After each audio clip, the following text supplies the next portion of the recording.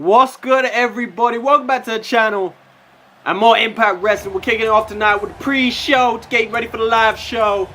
And yes, it's still hot as shit round here, boy. It's hot as shit. But we got 4 pre-show matches for you guys today. It's a little bit of a shorter main live show for you guys today. We got a few matches in it, but we have more matches in the pre-show as usual. And one of those matches kicking us off is a tag team bit of action as the Social Outcasts, Curtis Axel and Bo Dallas come down here for their second appearance as a team in the series, and they're facing off against the Lucha Dragons, who just last week faced off against another pair of debutants in the Briscoe brothers, and they ended up losing that match. So they're out here trying to get back on the winning track. Obviously the first team to challenge for them tag team championships. They wasn't able to beat the Ascension, but they want to get right back to where they were. They want to get right back over there. So trying to get back into action, but right in here, Bo Dallas hitting him with some nasty type of shit off of that top rope. Some draping, swinging, DD neck breaker. Hits him with the pin. 3 count. Curtis Axel stops Sin Cara from getting in there and keep breaking it up. And the Social Outcasts pick up the win over the Lucha Dragons right there. You see a little bit of action. This was quite a good match. It's got Kalisto flipping off for a Phoenix splash off the mid-rope. Hitting the signature move with a little kick to the face.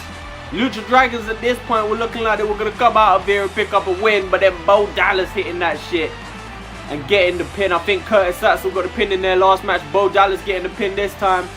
Looking just as strong as each other. And they're looking like they want to get right back to the top of the universe mode. Curtis Axel was a former champion in this universe mode. Bo Dallas not had the same type of success, but they want to get to the top. And they're going about the right way of doing it. They're getting 2 wins.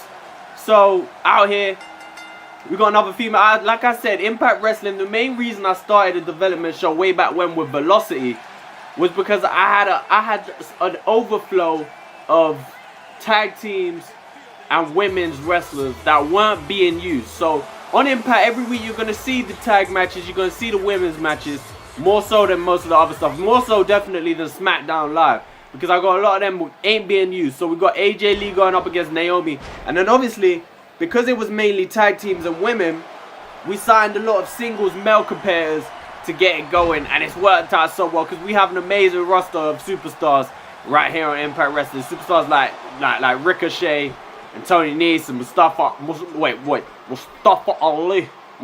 Ali around here, who's not in action this week. Guys like that, top superstars, showing off on Impact Wrestling. And look at Naomi glitching in the corner, got herself punished as AJ Lee hits her with a snap suplex. She out here glitching in the corner. She went for the cover, wasn't able to get the pin off of it, but she did manage to get her finisher from that suplex. And she was lining it up as Naomi got up, wrapped her right. Look at the Hurricane Runner position and just locked her up in that submission. Now Naomi is flexible.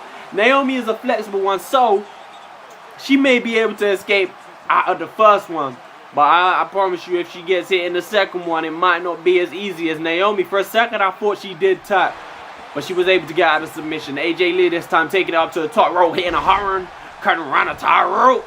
The tie rope, going for a cover off of that Hurricane Runner. Referee, look at him acting all funny. 1, 2, bam!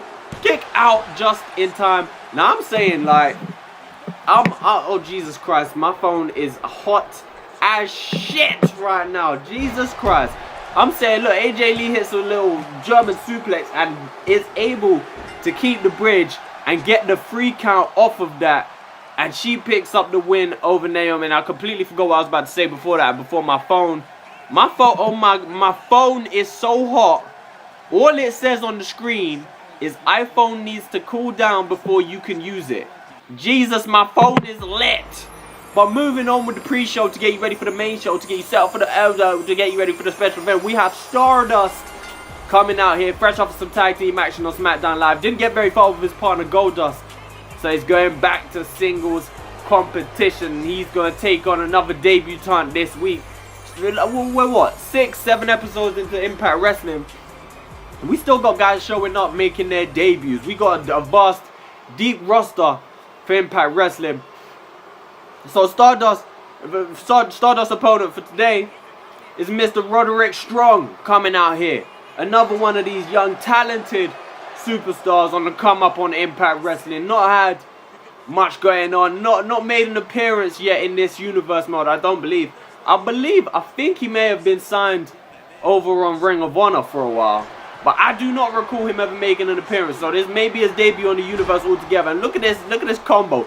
Hit him right there, gets straight back up and hits a rocket kick to the face of Stardust. And you think that would be enough, but he is still not even finished as he hits a fist drop onto Stardust and then just wait. Look, he's still not done because he's waiting for Stardust to get back up to his feet and catch another L. As he picks him up, he's going to put him back in position again, just lifts him, drops him on the knees. Spine of Stardust is absolutely full. He just full his back, like his whole back just got discombobulated right there. And the 3 count from Roderick Strong. I said Strong. Roderick Strong made light work of Stardust in his first appearance on Impact Wrestling right here, getting down to the ring, picking up an easy 1, 2, 3 count. As he basically he pretty much just wiped the floor with Stardust, because Stardust really he ain't do too much in that match. You see, he got a little bit of offense right there with a knee drop, but then this shit like bow, and he ain't even done. Like, he got up and hit him with a rocket kick after, and now looking all kinds of strong. Roderick Strong picking up a victory, and that is the penultimate match of the pre-show, because we still have one more match to go. It's celebrating for all kinds of time right there. Roderick Strong milking the crowd applause in his first match. Carlito coming down, Mr. Caribbean Cool. He made he's had a so-so time on Impact Wrestling so far. He's picked up a couple wins, a couple losses, a couple multi-man matches where you can't really call it a win or a loss. But in another match this time against Ricochet, who picked up a win on the live show last week against Tony Nese. It was a pretty good match. Got the better of Tony Nese. Was saying Tony Nese isn't too happy with that, but Ricochet getting a win, and that's all that matters. Ricochet he's rolling a little bit now. He's picking up wins. He's looking good. So I mean, you can only compliment him. I mean, look at this. When you could do stuff like this, you can only pick up wins. I mean, you shouldn't be losing when you could put on a show like this. He should really be on the live show non-stop. But then Carlito doing stuff like this. What a move from Carlito, taking the action outside as Ricochet ends up outside. Carlito, you're going to see, bringing Ricochet, telling him to get to his feet. Carlito stepping back, taking a run up and a running Hurricane runner onto the outside from Carlito. Just making the action look all crazy. Ricochet going off the top rope right here, continuing, sending some stomps on Mr. Caribbean Cool. Going back up onto the top rope, and Ricochet spinning with a 650. Senton hooking the leg, 1, a 2, and a kick out from Carlito. That's not enough, so Ricochet decides to go right back up to the top rope, going for a shooting star press. He went, all he got was a shooting star miss, but he was able to continue a little bit of offense, and he bringing out a move that was able to put Tony Nese away last week as he hits the Northern Light suplex combo, and he's going, well, I thought he was going to go for a cover, my bad. He goes for a stomp.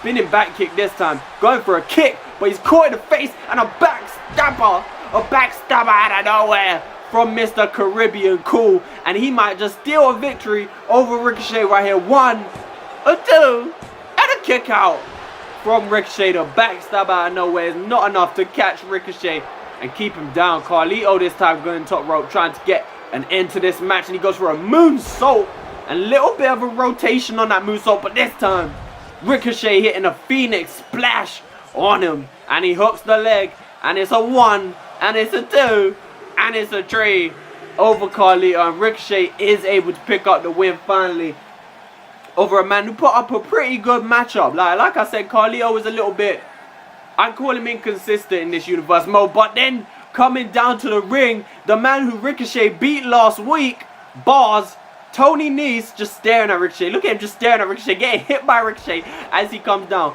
Punches him in the face as Carlito makes his way outside the ring. And Tony Nese right there, dropping him down on the mat with a Samoan drop. Tony Nese not happy at all. That the ab man, as they call him, Tony Nese, slamming Ricochet knee first onto the canvas as he continues to put an assault on Ricochet as he rolls him up right here, continues to lift him up and sit him out with a powerbomb. The move that put away Tyson Kidd just a couple weeks ago in this very ring. Tony Nese still not finished as he hits him with a headbutt, continuing to just assault Ricochet after the match. It's not even legal. It's not even a match. And Tony Nese with a, wait, what is that? I don't even, is that a pump? No, that's, I mean, it's kind of a pump handle slam.